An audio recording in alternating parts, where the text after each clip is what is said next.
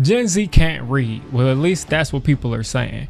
But is that really the truth, or is Gen Z just changing the world? Reading scores in schools have dropped more than they have in 30 years, but at the same time, Gen Z might be engaged with more stories than ever. So as I said, there's been the biggest drop there's been in 30 years. There's been a 5-point decrease nationwide. And looping in Gen Alpha, some third grade scores in some states have fallen up to 15 points. And just my take on it, reading isn't just about books and stories and everything like that. That's very important. But reading is also about comprehension. Reading also stops you from being a bot. For instance, if I make a video about a topic and I'm talking about an article that just got published, and the person isn't able to critically read articles and they just take my word for it because they can't read it and can't understand it, then that's going to be a big issue when it comes to getting brainwashed. So I recognize this is definitely a problem that needs to be worked on. This is mostly out of Gen Z's hand. A lot of times schools are closing, especially since 2020. Imagine you're in 4th grade or you're in 3rd grade or you're in a place where you're about to break an academic milestone as far as learning multiplication or learning how to read or learning algebra or learning something that's really, really valuable. And then all of a sudden you're out of school. You're taking classes from a computer for 2 years and you've missed out on all that in-person education, all of that social development. Make no mistake about it. That, in my opinion, is the biggest reason why Gen Z is having issues with reading. But again, does this mean that Gen Z isn't taking in information at all? I don't think so. Audiobooks have become very popular and they're almost people's favorite medium to take in books now. I mean, if you go on Audible, you can of course get them there at a reasonable cost. If you go on apps like Libby and you use your library card, you can get audiobooks free these days. So people are taking advantage of that. They're much more convenient than getting up and ordering a book or going to some place to get a book. So people are using audiobooks at an all-time high. And these are people across all age groups, but especially Gen Z. And I'm sure some people are already getting excited typing that audiobooks, they're fine, but you don't get as much information as you would get if you read the actual book. But research has now shown that audiobooks are just as effective as reading the actual book. And I've noticed this in my personal life. As a kid, I would go to the library every single week. I would take out like 5 or 6 novels. And I'm telling you, as a kid, I would read all of those books every single week. And I would take it back to the library and so on and swap it out. But as I got older and as I had to read things for school and then read things for college and then read things for grad school, my appetite for reading physical books shrunk. I still do from time to time. I still have some, but it's a lot easier to be driving or to be on the train or to be somewhere doing something else.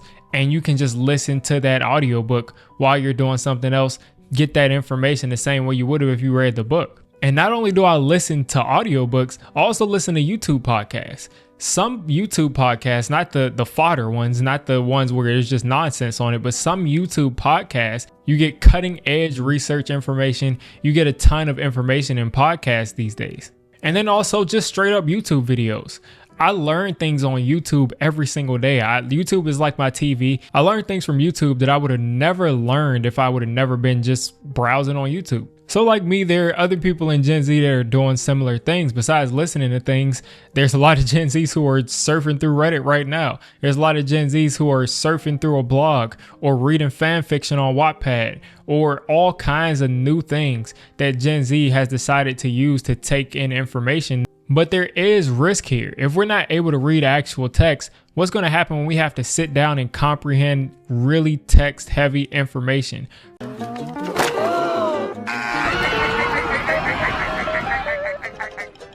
Hey, why ain't you running? Well, I can't read. Get out of here. Lower reading comprehension is going to put you at risk in those areas. You're going to have to rely on other people to summarize those things for you. And you're going to have to trust that they can actually comprehend the information and that they're also not trying to steer you wrong to manipulate you to do whatever they want you to do.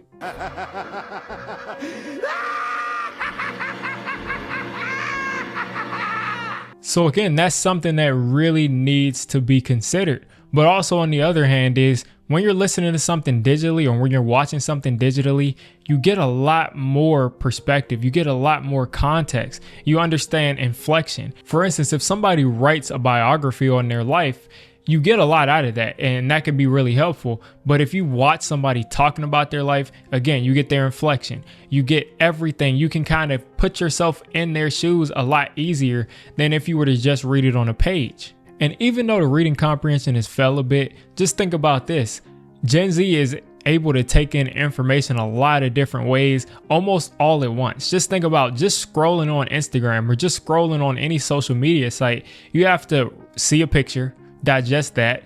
You have to see the video, digest that, and then you also see text with it to digest that. And that's all happening instantaneously. And this is something that it seems like Gen Z and Gen Alpha are able to do pretty well. So there's a lot of complaining going on, a lot of catastrophizing going on. But what do we do about this? Knowing the risk, knowing the reward, what do we do about this?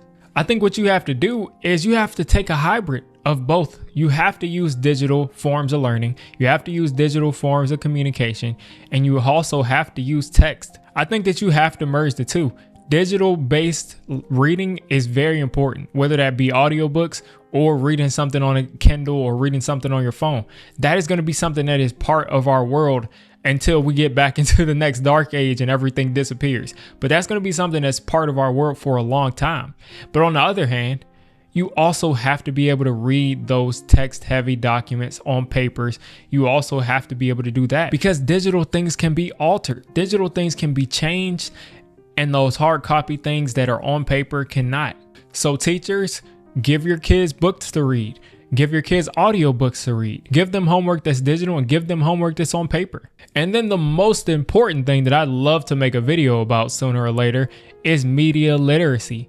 All kids, all Gen Zs, all adults, everyone should know how to digest media the right way, how to understand where your information is coming from, and making sure that you're not being misled. Because low media literacy means that you can literally be turned into a real life NPC. Nobody wants that. And if you want to find out how not to be an NPC, check this video out here.